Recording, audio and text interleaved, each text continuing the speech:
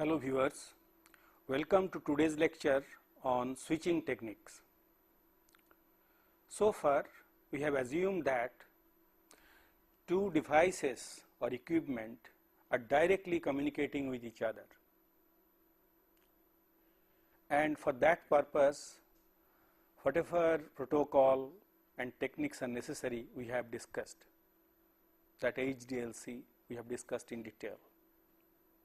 However, there are many situations where two equipments are not directly connected. So, in such a case, they perform communication through a number of intermediate equipment or devices. So, in such a situation, the technique that is adopted is known as switching technique, and the switching techniques can be broadly divided into two types: circuit switching and packet switching. In today's lecture we shall discuss about circuit switching. This is the outline of the lecture.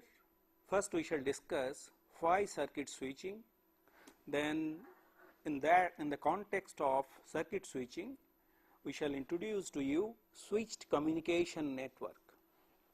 That is the model that is being used for communication. Then I shall discuss about the circuit switching fundamentals, their advantages and disadvantages, then various concepts of switching that is used in circuit switching, such as space division switching. One application of that is cross bus switches and time division switching, and of course both of them can be combined, having space and time division switching. Then we shall discuss about how routing of signal take place in circuit switched networks, and finally we shall discuss signaling in circuit switch networks.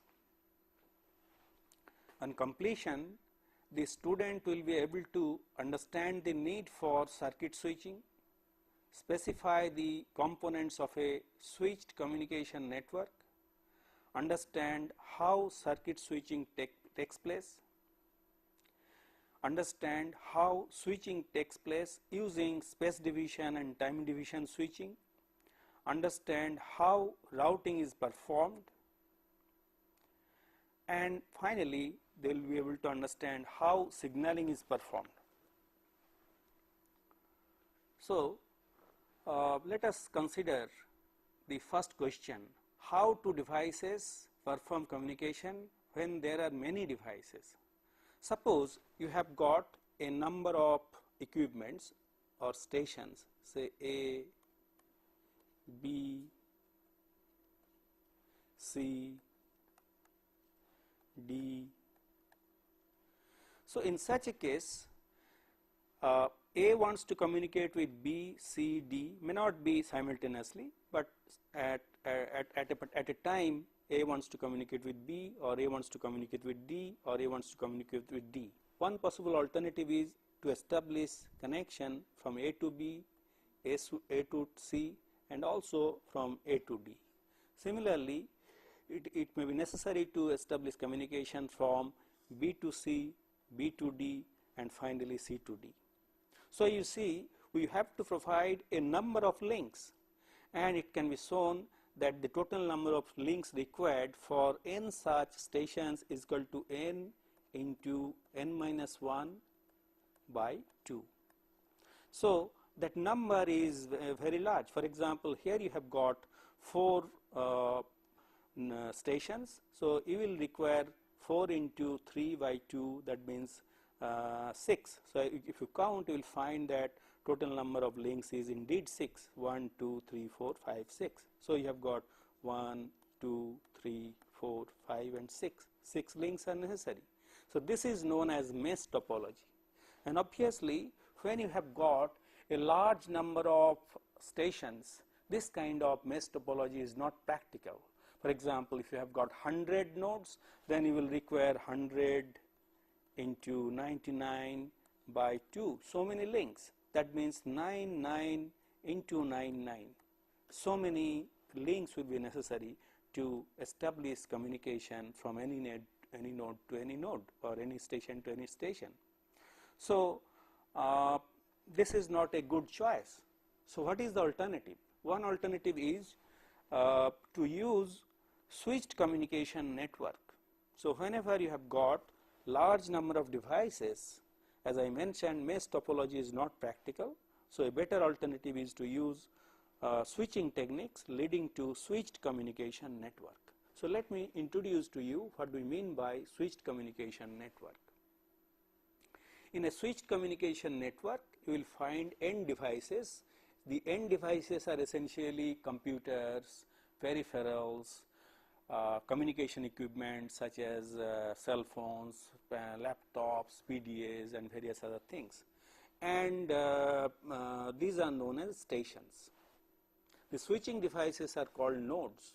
That means we are using some additional devices, intermediate devices known as nodes, and in such a situation some nodes connect to other nodes and some nodes are attached to stations. Let me show you the network. So, here you see these are the end station A, B, C, D, E. These are the end stations. On the other hand, 1, 2, 3, 4, 5, 6, these are communication network nodes. So, these are the nodes and they are used as switches, as intermediate points for communication. How it is done? As you can see, network topology is not regular. So, earlier I had shown you the mesh topology. There are other topologies such as bus topology, ring topology, star topology like this. Say bus topology is like this. Say you have got a bus, onto that you can connect all the stations. This is your bus topology. So, in switched communication network you do not have bus topology. You cannot use say ring topology in which the nodes are, the stations are connected in the form of a ring. So, you can see each station is connected to its neighbors. Neither it is star like this. So, we find that in this case the topology is not regular. Then it uses FDM and TDM for node to node communication. So, here we find say this node to node communication, as you can see, is shown with different color from this station to node communication link. Here we find that this is narrower and this is wider. Actually this 1 to 2 or 1 to 3, these are node to node links, and these links are of higher bandwidth. Since these links are of higher bandwidth and to make maximal use of the bandwidth, we use FDM or TDM techniques. We have already discussed about the FDM and TDM techniques and how you can use the higher bandwidth of links that we have already discussed. So, these links are uses FDM and TDM. There exist multiple paths between a source to destination pair for better network reliability.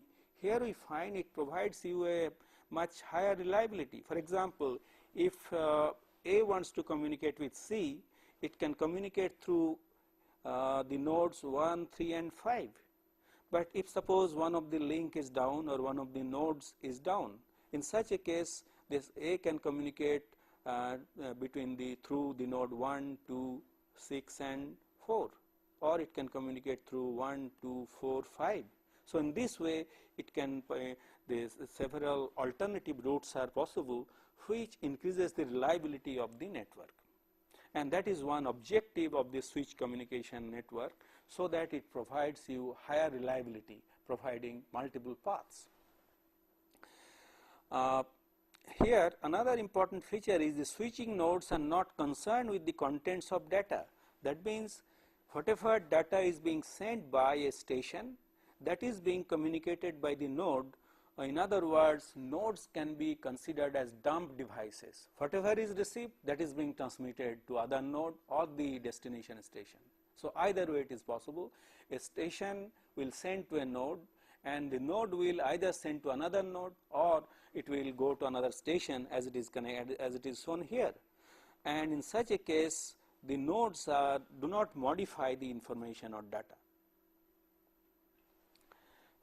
Their purpose is to provide a switching facility that will move data from node to node until they reach the destination. So, their purpose is essentially to communicate the data which is received from one end and send it to another end, connecting to a node or a station. So, this is the basic model of switch communication network, and as I mentioned, there are various switching techniques.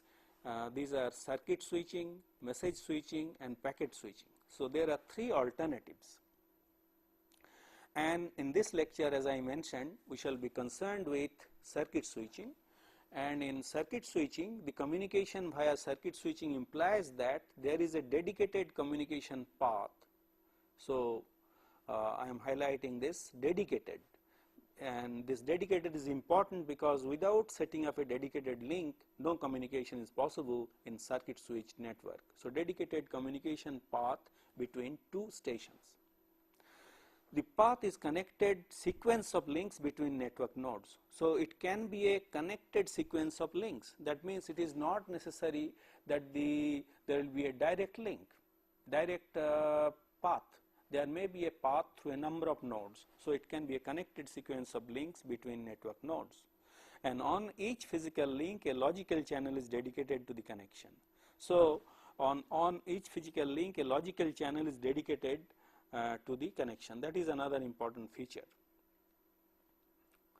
And the circuit switching involves three important phases for communication. First one is known as circuit establishment, then data transfer, and third is circuit disconnect. So, in the circuit establishment phase, it is used to establish an end-to-end connection before any transfer of data. So, before any transfer of data can be performed, as I mentioned, you have to set up a link, direct link, and some segments of the circuit may be dedicated link, while some other segments may be shared. So, there are possibility of there are two alternatives. It can be dedicated, it can be shared. Then data transfer, transfer of data is transfer data from the source to the destination. Once the link is established, whatever data has to be transferred is transferred from the source to destination through the dedicated link already established in that circuit establishment phase. Then as I mentioned, data may be analog in nature or digital in nature. Either is possible depending on the nature of network, and the connection is generally full duplex. As I mentioned, whenever two stations are connected, usually the communication is full duplex in nature. And finally, once the data transfer is complete, circuit disconnect is performed. That terminates the connection at the end of data transfer. Signals must be propagated to deallocate dedicated resources. So, whatever node, whatever link was established, that deallocation is done. This is here it is shown how it is being performed. So, here you see the call request signal is going from A through node 1 to 2. Then call request also goes from 2 to 4, node 2 to node 4. Then another call request goes from node 4 to node 5 for establishing connection from A to C. And then once the call request goes, call acknowledgement comes through the already established path. So, after the call request comes, data is sent from A to C through nodes 1, 2, 4 and 5. So, this is how data is sent, and after the data transfer is complete, the acknowledgement signal comes from the other end, from node C to node A, from station C to station A, and the circuit disconnect is performed. So, this is how the data transfer takes place in circuit switching. And this circuit switching technique was originally developed for handling voice traffic, but is now also used for data traffic. As I mentioned, this circuit switching concept was originally developed for public switch telephone network for voice communication, but nowadays it is also used for data transfer. And as I already mentioned, I am emphasizing that once the circuit is established, the network is transparent to the users. That means whatever data is being sent will be sent, and information is transmitted at a fixed rate without no delay other than the required for propagation through the communication medium. That means after the link is established, there is no other delay involved except the propagation time. Depending on the distance, depending on the medium that is being used, there will be some propagation time. But apart from the propagation time, there is no other delay involved in the circuit switching technique. And as I mentioned, best known example is the public switch telephone network that is being used in communication. So public switch telephone network is the best example of circuit switching technique. Now let us look at the advantages of this circuit switching technique. First, as I mentioned, fixed bandwidth and guaranteed capacity. That means there is a end-to-end link, and since end-to-end link is there, the bandwidth is fixed and it does not change. And here the advantage is it gets guaranteed capacity. That means after the establishment of the link, it knows, both the ends know what is the transfer rate possible, and there is no possibility of congestion. Since the links are having dedicated link, so there is no possibility of sharing, no possibility of congestion. And second important advantage is there is low variance in end-to-end delay. There is a constant delay. As I said, this delay is essentially due to the propagation time. So there is no other delay involved in this communication. Now let us look at the disadvantages. In this world, nothing is one-sided. There will be some disadvantage. So the disadvantages are the circuit establishment and circuit disconnect introduces extra overhead and delay. As I have shown, before any data transfer is performed, it is necessary to perform the circuit establishment, and at the end of data transfer you have to perform disconnection. So disconnection has to be done. So for both of these will take some extra overhead, and as a result it will involve some delay also, particularly before any data transfer can be performed. It allows you constant data rate from source to destination, and channel capacity is dedicated for the duration of the connection, even if no data is being transferred. That means if after the circuit establishment, if data is not transferred, and obviously the bandwidth is wasted. For example, you have set up a call, long distance call, and after setting up the call, if you don't talk, even when you don't talk, you pay for the link or bandwidth. So this is one disadvantage, and it has been found that for voice connection, although the utilization is high, but statistics show that 64 to 73% time one speaker is speaking, 3 to 7% of the time both the speakers are speaking,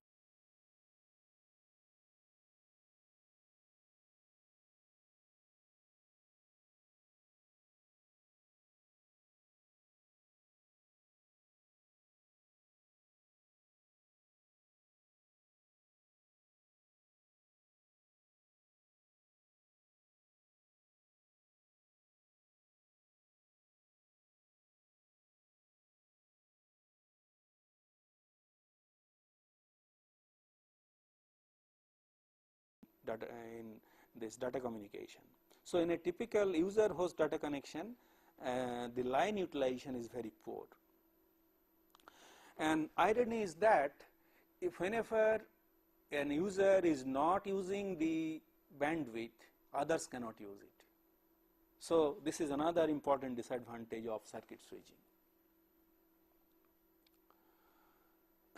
Now let us focus on the function of the switching nodes, which plays a very important role in circuit switching. Let us consider the operation of a single circuit switch node comprising a collection of stations attached to a central switching unit.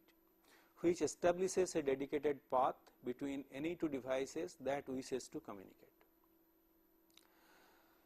And in a single node network or a particular node, we will have these three functionalities. It will have a digital switch which provides a transparent, usually full duplex signal path between any pair of attached devices. It will provide the network interface. It represents the functions and hardware needed to connect digital devices to the network like telephones. So, you have to interface your devices like computers, telephones and modems to the network, and for that purpose some interface has to be provided. And finally, you will require the control unit which establishes, maintains and tears down a connection. So, here is the block diagram of a circuit switch node. So, one node is shown here. Here, as you can see, these are the lines through which the stations are connected. So, all the stations are connected in through these links, and through this interface. So, this interface is used for linking a number of stations, and there is a control unit which performs the linking with the help of this digital switch. So, the control unit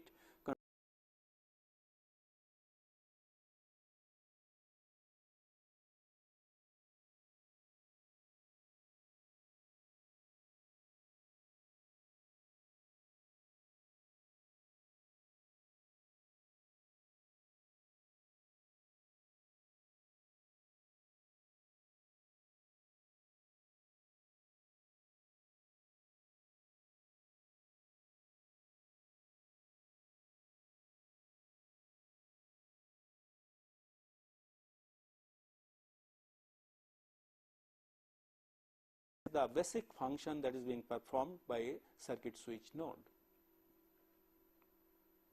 Now, the switching can be done in a number of ways. One is known as space division switching. One technique is known as space division switching. This was originally developed for the analog environment. That telephone network was originally used for voice communication, and as a consequence it was developed for analog environment, but subsequently it has been carried over to digital domain nowadays. So, in a space division switch, the signal paths are physically separate. So, physically separate paths are provided for each of these links or paths from one to another. So, it is divided in space. Essentially, it is a crossbar matrix. Let us have a look at the crossbar matrix. So, here you see you have got inputs and outputs. These are the input lines and the output lines, and it is organized in the form of a two-dimensional matrix.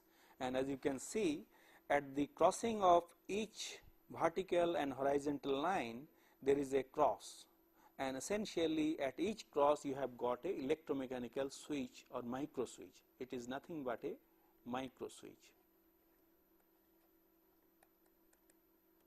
So, on this, with the help of this micro switch, either a connection can be established between a vertical line with a horizontal line. For example, say here 6 and this is 8.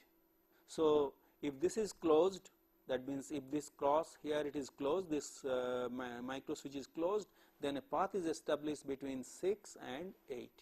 So, if at any junction, if the path is closed, if the switch is closed, a path is established between the horizontal line and the vertical line connecting that particular cross.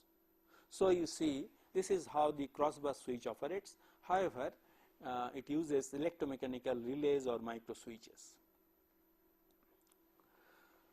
So, as I mentioned, the basic building block of the switch is a metallic crosspoint or semiconductor gate that can be enabled or disabled by a control unit. That means the control unit performs the function. As I have shown earlier, there is a control unit.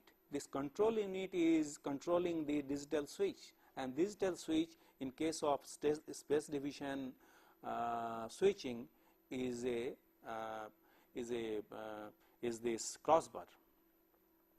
So you see the crossbar switch is this is how it works, and originally these crossbar switches are having metallic cross point or semiconductor gates that can be enabled or disabled by the control unit. And of course, the early electromechanical switches were not very reliable, were bulky, were used to consume lots of power. But with the advancement of VLSI technology, nowadays the crossbar switches can be implemented with the help of semiconductor devices. For example, the Xilinx crossbar switch using field programmable gate arrays is available, and it is based on configurable routing infrastructure. And in this field programmable gate arrays based switches, you can have the high capacity non-blocking switches. I shall explain about what do you mean by non-blocking very soon, and it provides very high capacity varying from 64 by 64 or 1K by 1K. So you see, you can have a very big crossbar switch such as 1K by 1K, and that operates at a very high speed, 200 megabits per second. Obviously the data rate is quite high nowadays, which is possible by using this field programmable gate arrays available from Xilinx. Let me introduce the concept of blocking and non-blocking before I discuss the other functions of the crossbar switch. An important characteristic of the circuit switch node is whether it is blocking or non-blocking. A blocking network is one which may be unable to connect two stations because all possible paths between them are already in use. That means you may have a number of paths. For example, I have shown 8 inputs and 8 outputs. If you are not able to connect a particular pair because all the paths are already used, in such a case we call it blocking.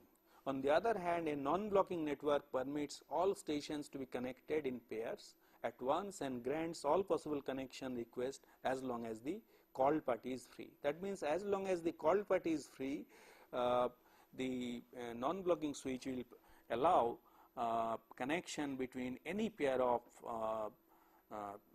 stations or inputs and outputs.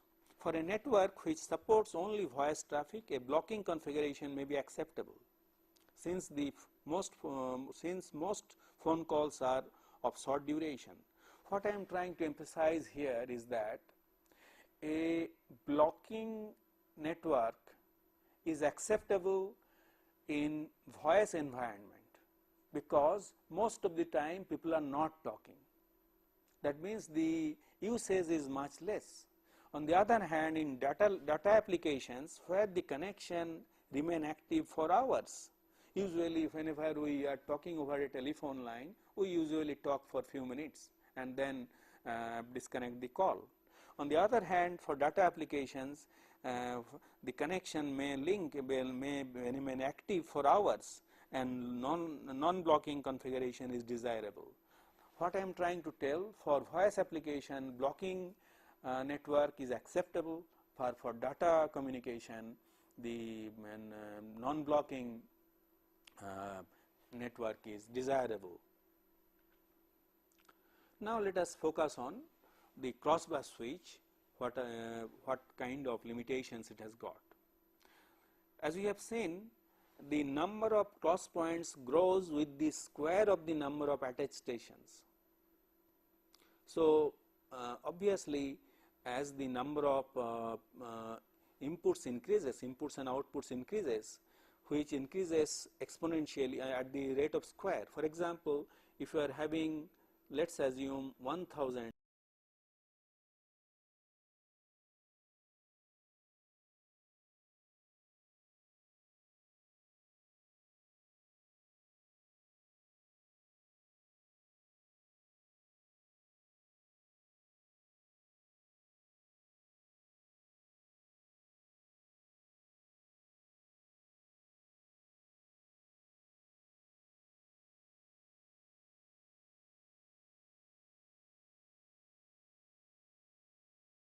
that the failure of a cross point prevents connection between the two devices whose lines intersect at the cross point. Let us go back to the diagram of the cross bus switch, which will explain that. Suppose this particular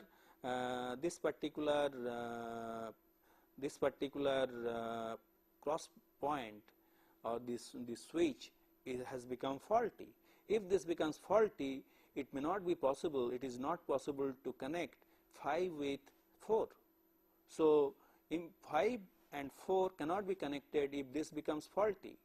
So, even when 4 is not busy, the connection cannot be established between 4 and 5 if there is a failure of a fault here. So, that means the failure of a cross point prevents connection between the two devices whose lines intersect at the cross point. So, I have explained that with the help of the diagram, and as another important disadvantage is that the cross points are inefficiently utilized. What do we mean by that? We have seen that for 1000 by 1000 network, you will require 1 million cross points. But are the 1 million cross points used efficiently? Unfortunately, no. Even when it is used heavily, maybe 40 to 50% cross points are used. Remaining all the other cross points remain idle. So, only a small fraction are engaged even if all the attached devices are active. That means even when all the attached devices are active, that means whenever you are acting, that means you have got n square cross points, but at a time when all pairs are connecting, only n cross points remain busy. So, you see n square minus n cross points remain idle. So, that is a large number. What is the solution to this? What is the other alternative by which the efficiency can be increased? And one better alternative is to use multi-stage switches. What is being done here? By splitting the cross bus switch into smaller units and interconnecting them, it is possible to build multi-stage switches with fewer cross points. So, here the example is shown, which is nothing but a small 8 by 8 switch. You have got 8 inputs and 8 outputs.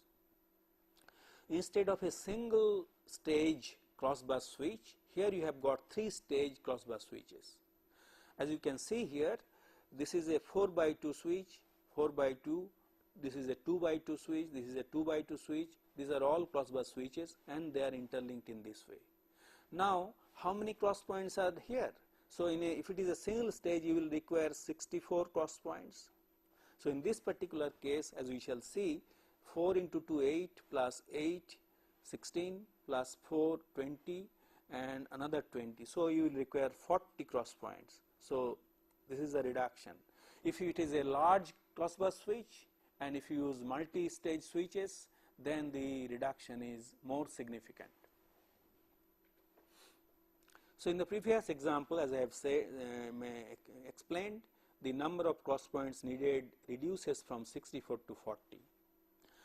And another important advantage is that there is more than one path through the network to connect two endpoints, and this increases the reliability. For example, in this case, suppose 1 wants to communicate with 5. How connection can be done? 1 can be connected through in this path, say from this using this path, or it can be connected using this path. So, multiple paths are existing, that increases the reliability. So, if there is a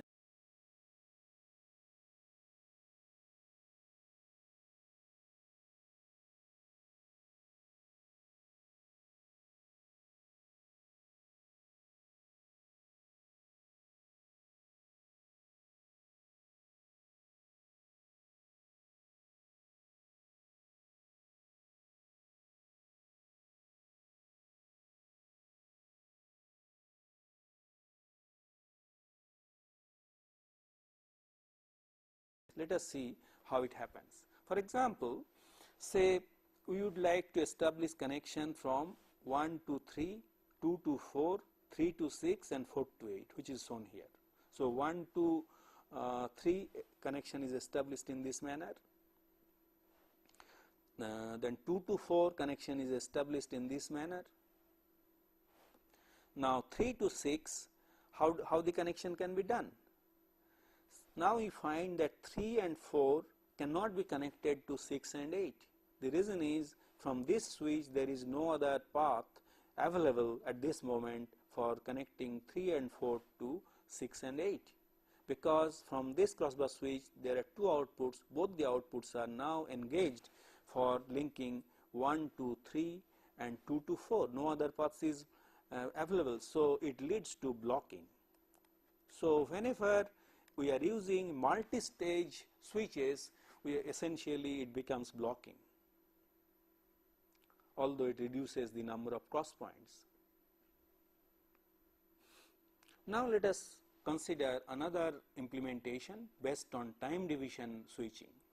So we have already discussed about TDM, or time division switching, which is essentially based on time division multiplexing, and here both voice and data can be transmitted using digital signals.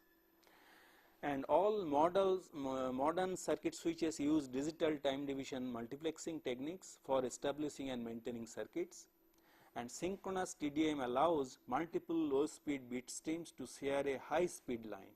We shall explain how exactly this is being done. A set of inputs is sampled in a round robin manner. These samples are organized serially into slots to form a recurring frame of slots, which you have already discussed in detail while discussing that TDM, synchronous time division multiplexing. Then during successive time slots, different IO pairings are enabled, allowing a number of connections to be carried over the shared bus. Let us see how exactly it is being done. To keep up with the input lines, the data rate on the bus must be high enough so that the slots recur sufficiently frequently. That means you have to use high speed for time division multiplexing switch. For example, for 100 full duplex lines at the rate of 19.200 kilobits per second, the rate on the bus must be greater than 1.92 megabits per second. So the source destination pairs corresponding to all active connections are stored in the control memory. I shall explain how exactly this is being done. Thus these slots need not specify the source destination address because it is stored in the control memory. Let us see how it is being done. So here, for example, the simple TDM where without switching is not done. So in this case, 1, 2, 3, 4.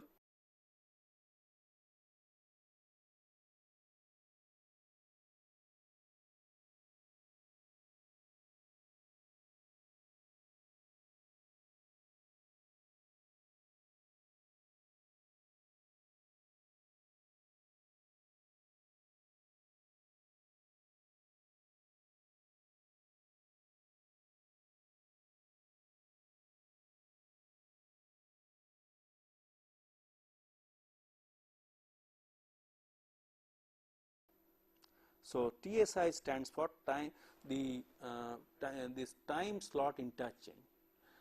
What this time slot interchange does is it essentially does the interchange of the slots. For example, the connection is necessary from 1 to 4. So the data from 1 should go to 4.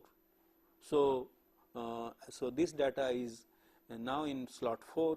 Then what comes from 2 goes to 1. So B goes to slot 1.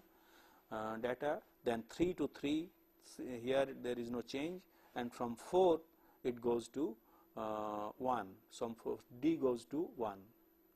So I believe 1 to 4, 1 to 4, 2 to 1, 3 to 3, and you can see D to A.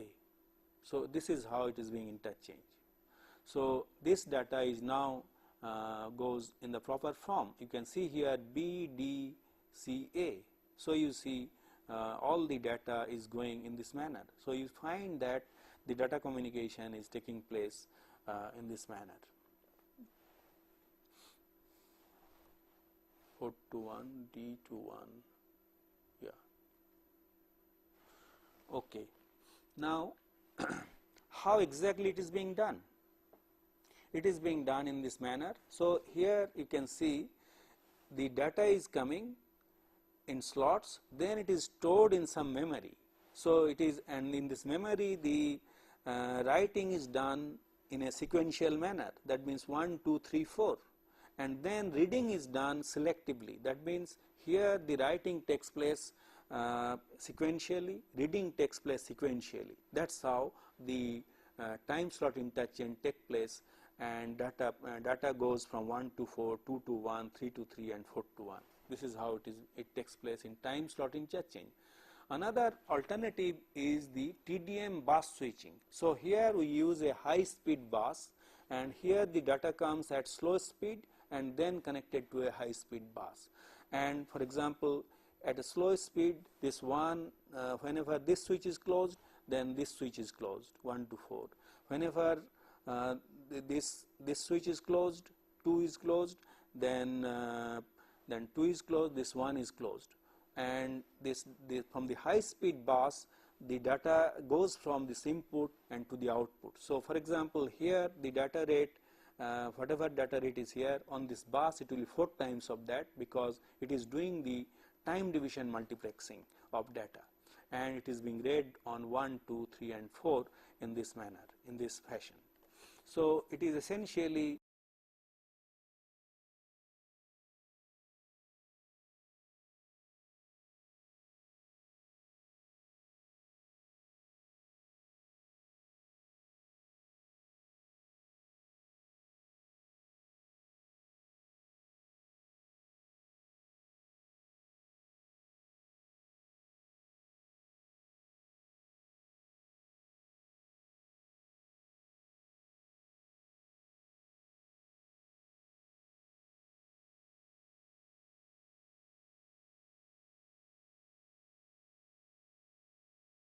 can be combined here. So, these are the typical TDM switches, time division switches, and here it is space division switches, which is nothing but a crossbar. So, as you can see here, this interchange can be done with the help of this crossbar switch. Earlier we have seen the crossbar, the interchange was done with the help of memory or a fast bus. Here the crossbar switch does the necessary interchange. That means from any one of these switch it will come here, and then it can be taken to any one of these switches, any one of these multiplexers. So, here it is a multiplexer and here it is a demultiplexer. So, from any one of these multiplexers it will come here, and with the help of this crossbar switch it can be taken to one of the demultiplexers. As a consequence, it can go to any one of these lines. So, this is how the space and time division switching are combined in implementing the circuit switch nodes.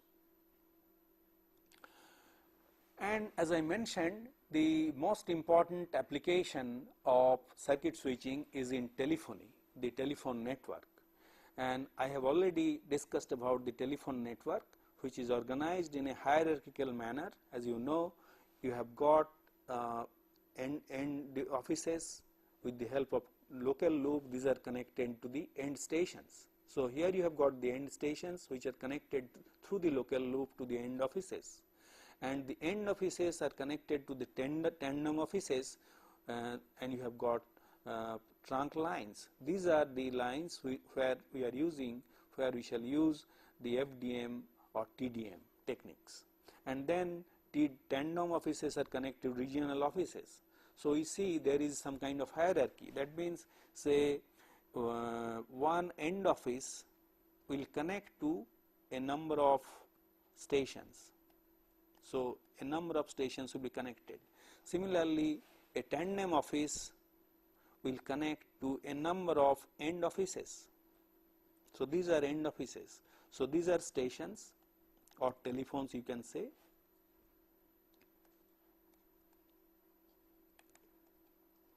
And this is your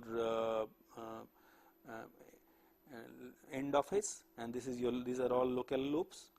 These are all local loops, and these offices are connected to the tandem offices, and the tandem officer in turn are connected to the regional offices. So several such tandem offices are connected to regional offices. So in this way, there is a hierarchical network is used in telephone public service telephone network, PSTN, public switch telephone network, PSTN.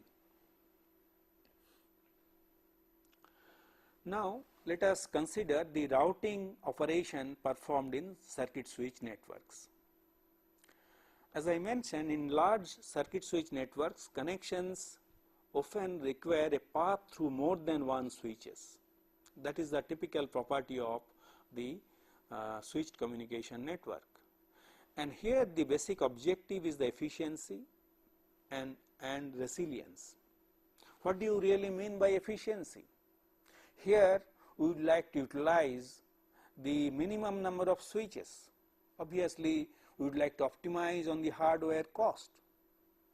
On the other hand, the resilience wants higher reliability. Higher reliability means whenever, for example, we may decide the switch capacity on the basis of the traffic, average traffic. However, there are situations where the traffic will be above average. How it will be handled with the help of this network, that decides the resilience. Or whenever there is some failure in the network, in such a situation the network should be able to handle maybe with some degraded performance. Or say there is a situation when some catastrophic situation occurs, flood or earthquake or something like that, then the traffic on the network suddenly increases. Or even when some exam results are out, say only few days back CBSE result was out, and obviously that led to lots of telephone calls. So network should be able to handle that, and that requires resilience. And for routing purpose, there are two basic approaches. One is known as static routing and another is known as dynamic routing.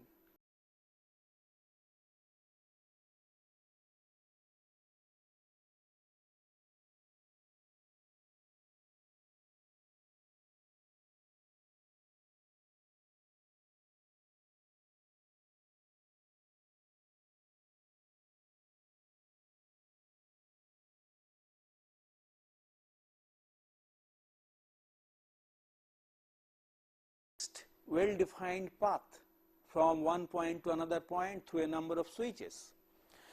And however, to add some resilience to the network, additional high usage trunks are added to cut across the tree structure to connect exchanges with high volume of traffic between them.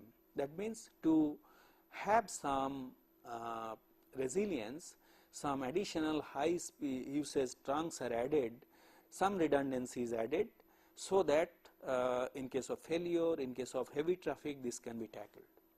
However, it cannot adapt to changing conditions. As I mentioned, there may be some changing conditions because of some catastrophic situations or some special situations. So for these special situations, this static routing cannot perform, and obviously this will lead to congestion. In case of failure, whenever there is some failure, it will lead to congestion. That means the connection cannot be established between two users. To overcome the limitations and to cope with the growing demands, all providers presently use dynamic approach.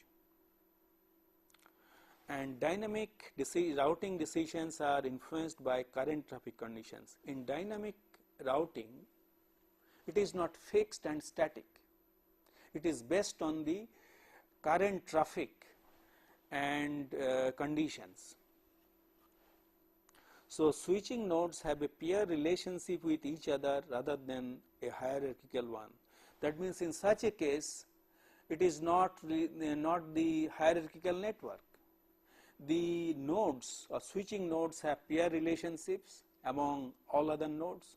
They exchange information to find out the conditions, traffic conditions and other things, and as a result, based on that the routing is done. And routing is more complex and flexible, and obviously it will be complex since it is not fixed. It is based on the current conditions, and it has to tackle the catastrophic or special situations. However, it has to be more flexible as well. There are two basic techniques used. One is known as alternate routing, another is known as adaptive routing. Let us see how they work. First, let us consider the alternate routing approach. Here, the possible routes between two endpoints are predetermined. So, it is the responsibility of the originating switch to select the appropriate route for each call. That means, in this case, based on the busy hour traffic, busy traffic hours, the routes are decided. For example, maybe in the morning hours, all the people are going to office or schools, and in the evening hours, people are returning from office or schools.